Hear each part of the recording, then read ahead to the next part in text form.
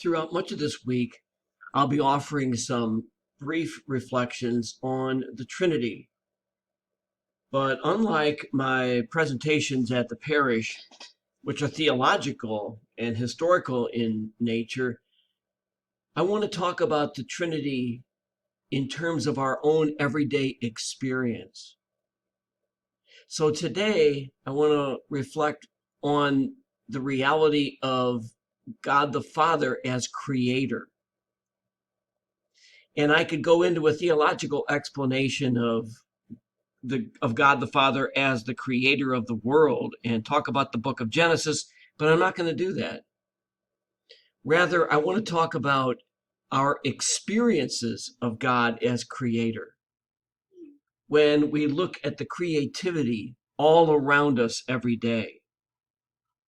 So I ask you to think about the moments of creativity that we experience all around us, whether it be a serene and glorious sunrise, or the flowers and vegetables that we cultivate in our gardens,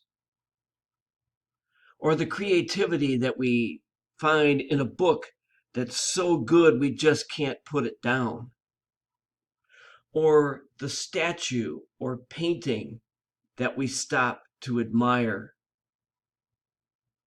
or the meal that is lovingly prepared for us, or the love between spouses that brings children into the world.